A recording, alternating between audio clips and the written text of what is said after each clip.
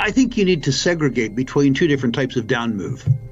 One is what we've just seen, which is to say dollar strength, the Fed not raising interest rates as much as people had feared, and the concomitant weakness across the precious metals complex. Silver isn't the only thing that fell.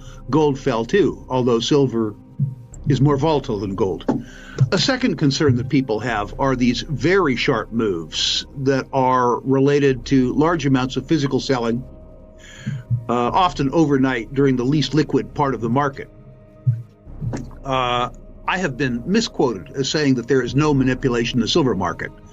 What I mean to say is that I don't believe there's long-term, thoroughgoing manipulation. The trading desks manipulate everything. They manipulate treasuries, they manipulate LIBOR. The sort of precipitous selling that you see in the physical markets in compressed periods of time, when the liquidity on the market is the lowest, is obviously something else. That's trying to change the physical price so that you can take advantage of a futures chain that you are long or short in the future. That's very different than what we've seen. What we've seen much more recently is simply confidence returning to the broad economy, confidence returning to the S&P 500, confidence returning to gold, and people feeling less need to own physical gold and silver. I need to tell you, Dunnigan, that I don't own silver for a $1 move or a $2 move. Maybe it's because I'm so old, but I don't require the psychological gratification of seeing silver go from $17 to $24. It didn't make me buy anymore. It didn't make me sell anymore. 3 times in my life, I've seen silver take nice hard runs at 50. The first time from $1.25 start. I'm in the game for a $20 move or a $30 move. Will I get it in my lifetime? I'm 70. I think so. But to me, the move up $1, down $1, it's background noise. It's completely unimportant. We've had a lot of discussion, you and I, on these calls about the fact that when silver moves, you won't have to ask Rick Rule. What you're seeing now is sort of choppy action. My experience, and we've talked about this before, is that silver can punish you for a fairly long time. Persistence, patience, and tenacity is what's required, but it rewards you over a very, very, very short time.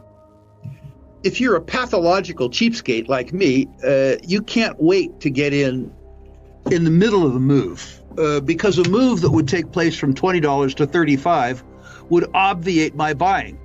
It's odd that most people require the psychological validation that comes from a price movement, even when the price movement makes that psychological verification less valuable. It's important to note, too, and I don't know why this is, but if past is prologue, the gold moves before the silver moves. You will see the precious metals move as a consequence of the fear buyer coming into the gold market. After the gold is moved, after momentum has been established by the fear buyer, if past is prologue, you will see silver move further and much, much faster. All I can say about when is you'll know it when it happens. In the light of the kind of volatility that you're describing, the next question that people ask is what's to become of stocks in mining companies, exploration companies, royalty companies, etc., who are involved in the silver industry. We've got some that we met in person at your last Boca Raton Natural Resource Symposium. That was very rewarding.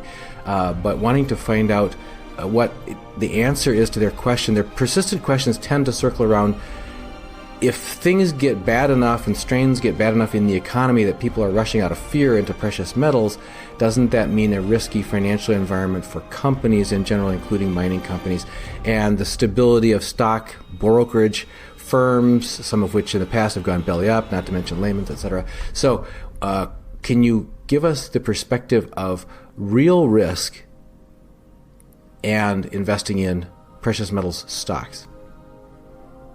In my experience, the most persistent risks that investors run in silver stocks is their own ignorance.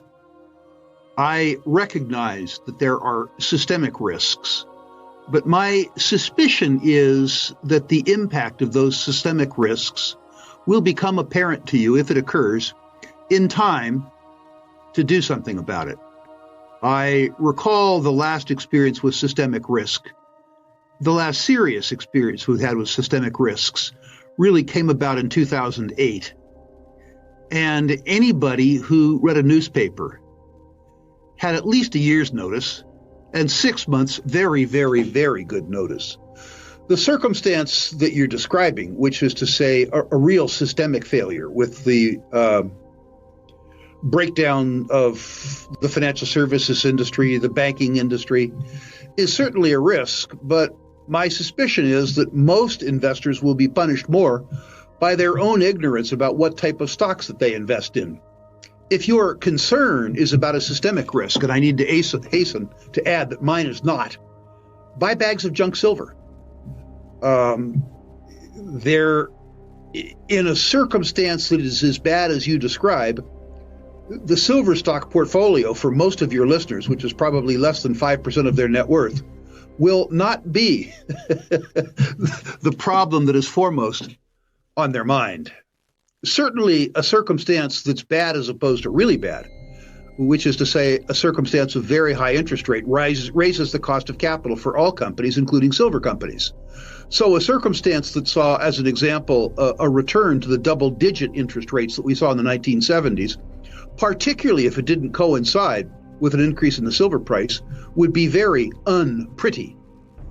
The circumstance that I'm looking at is fairly different. The circumstance that I'm looking at is a federally manipulated market where the interest rate is kept artificially low, which ultimately would be good for gold, then good for silver, but still keep the cost of capital fairly low for silver companies. Not saying this is going to occur, might sound like a Goldilocks scenario, but you actually don't need a Goldilocks scenario. There have been 2 occasions in the last 40 years where silver has had what was in effect a false start. And in both of those circumstances, the silver price did extremely well, and the silver stocks did even better. So I would suggest that people who are willing to take the risk to speculate, invest in the silver equities, or speculate in the silver juniors, do so with the knowledge that they don't know when this circumstance is going to occur. And also, in order to keep their sanity, ignore the dollar moves, the $2 moves. That's not what you're in the game for.